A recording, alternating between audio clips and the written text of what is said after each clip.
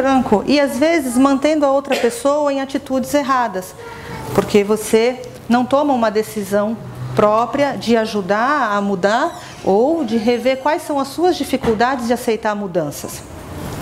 A ganância, o desejo de poder, a gente sabe, muitas pessoas vão passando por cima de tudo por aquilo que ela acredita que vai trazer felicidade.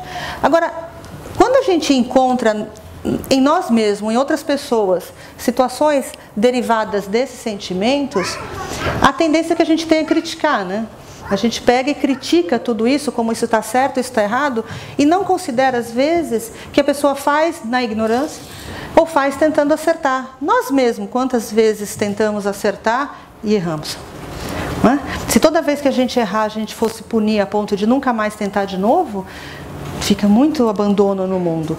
A gente tem que entender que o bem maior permeia todo mundo. Deus está em mim como está na senhora, como está em cada um de nós. Então Deus vai falar através da senhora, mesmo que eu acho que está tomando uma atitude errada, assim como comigo também. Então, nós temos a tendência de achar que somos donos da verdade, que o outro está agindo errado, mediante as nossas crenças. Mas Deus também está agindo através dele, no processo de mudança dessa pessoa. As dificuldades que ela pode apresentar, para você pode ser boba, como eu falei do brinco, mas para ela é uma grande mudança. Então, cada passo que ela der no desenvolvimento dela, é a Deus agindo na vida dela, ela se permitindo a isso. A nossa saúde depende de nosso modo de pensar e de nossos sentimentos e emoções. A doença é o resultado do conflito entre a alma e a mente, e ela jamais será erradicada, exceto por meios de esforços mentais e espirituais. É o que eu estava falando. Se você acredita que tudo é uma dureza, se você acreditou um dia na sua mãe dizendo que você não valia nada, qualquer que seja as crenças que você estabelece, é o que você vai materializar na sua vida. E aí, por ressonância, a gente não entende, eu não gosto disso, e por que eu estou sempre tendo que conviver com isso? Pode ter certeza, porque não aprendeu a lição ainda. Porque não consigo... Pois não? Nessa fase final aí, ela jamais será erradicada, exceto por meio de esforços mentais e espirituais. A senhora comentou no início, igual falou assim, que não era para ficar tomando floral. Se bem que a gente entende que é um alimento emocional.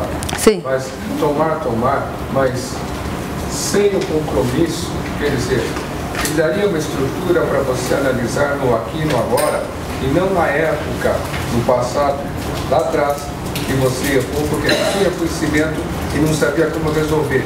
Ele vai te dar condições para você ver isso e, ao mesmo tempo, você tem que assumir um compromisso, porque não é como um remédio alopático, você toma um melhoral, daqui 5 minutos você está sem dor de cabeça. Você tem que ter um compromisso, senão não funciona. Porque se você não perseverar em reconhecer, primeiro tomar consciência, que quando você toma o floral, você desperta a consciência para as suas virtudes, porque todos nós temos as virtudes dentro de nós, o que nós não estamos é às vezes consciente delas. Deus estando dentro da gente, a gente tem que praticar. Quando você toma o floral, ele usa a ferramenta de despertar isso, ele disponibiliza isso para você. E você, quando vai tomar floral, você já está tomando uma decisão antes de modificar alguma coisa que você acha que não está correto. Então, parte da consciência o senhor já está assumindo. Olha, eu já sei que alguma coisa não está indo bem, eu vou tomar um floral. Esse floral, vamos supor que você projete só ele sendo responsável pela sua mudança. Você vai tomar e ele vai te dar os pensamentos, uma sensação diferente, você vai começar a agir diferente, porque ele vai estar vibrando com o Senhor. Quando a gente fala em esforços mentais e espirituais, é porque se você tomar o floral e se negar, assim como aquela senhora que eu disse, tomou floral, larche, para ter coragem de pôr o brinco, tá? Era uma das dificuldades dela. Na hora que ela sentiu a vontade de ir e foi chorando mesmo assim, esse foi o esforço mental dela. Esse foi o esforço que ela teve que fazer, apoiada pelo floral, para ir mesmo chorando pôr o brinco, porque ela já teve a coragem de ir, antes ela nem falava. Esse foi a parte dela, diferente da do floral atuando com ela.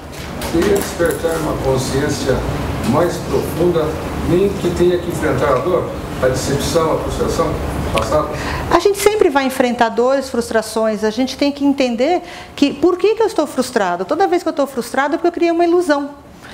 Eu criei uma ilusão acerca de uma ideia que eu imaginei que determinada situação fosse ser diferente do que está sendo. Então, a consciência maior... O problema não é lidar com a dor, nem com a queda, nem com os medos. A gente não tem que ter... impedir que esses sentimentos tenham. Nós somos humanos, nós estamos sendo testados nisso. A questão é que se eu estou tendo frustração é porque eu idealizei diferente e projetei para aquela situação o meu ideal. E não significa, porque está sendo diferente, que vai ser menos feliz. Se não pode vir um ensinamento de uma forma diferente da que eu esperava. Conclusão. Além do floral, tem que ter a sua participação efetiva para que haja mudança. Claro. Em qualquer situação. E aquelas pessoas que não conhecem o floral, elas não vão ter oportunidade na vida? Tudo na vida. Para toda a humanidade chega ajuda. Para toda a humanidade. Se eu considerar que um país do Oriente não tem acesso aos florais, não conhece os florais, então eles estão sem saída, seria um abandono da divindade para nós. Então não é só através do floral. A gente não pode responsabilizar tudo. Vou pegar o vidro de floral, vou tomar, agora ele que faça por mim as coisas que eu tenho que fazer. Somos nós que temos que fazer junto com o apoio dos florais. Ele é o nosso conselheiro.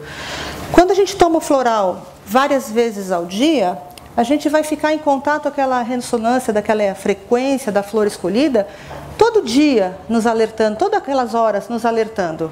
Não adianta eu virar um vidro de floral, porque se fosse assim eu viraria um vidro de floral na boca e estava tudo resolvido. Imagine um piano e tem a nota dó. Eu aperto a nota dó, ela faz lá dó por um determinado tempo, determinada frequência.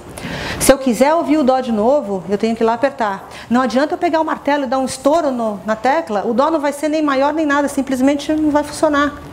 Então, esse contato com os florais, assim como qualquer outra terapia que desperte as virtudes, ele vai sendo materializado à medida que você vai em busca dele, trabalhando esse conjunto. Porque desperta uma virtude, também desperta a consciência de alguma outra atitude que está agindo errado. Então você vai trabalhando aquilo também. Voltaire falava que não conhecia o segredo do êxito, mas então ele podia mostrar o êxito do fracasso, que era tentar agradar a todos. É uma das maneiras que a gente tem de fracassar e adoecer.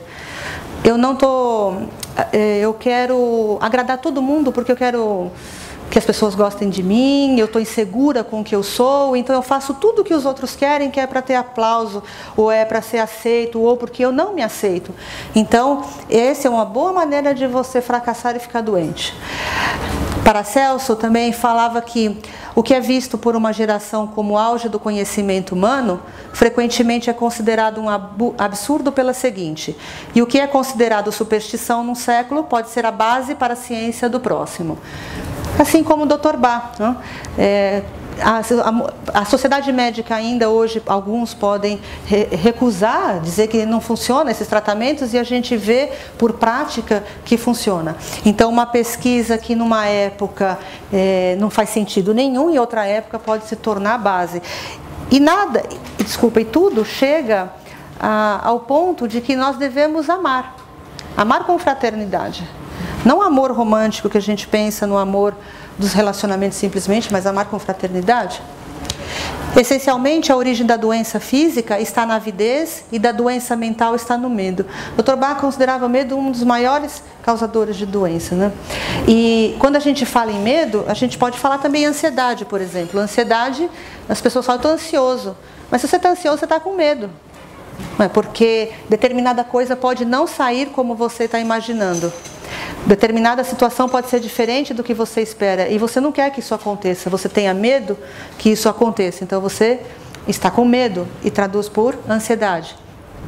A doença não é crueldade nem castigo, mas tão somente um corretivo, um instrumento do qual se serve nossa alma para apontar nossos erros, resguardando-nos de cometê-los novamente, para impedir de causar mais danos e trazer-nos de volta ao caminho da verdade e da luz, do qual nunca deveríamos ter nos afastado.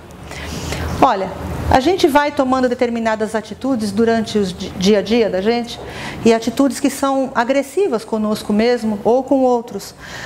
Toda vez que a gente é agressivo com outro, a gente também está sendo conosco.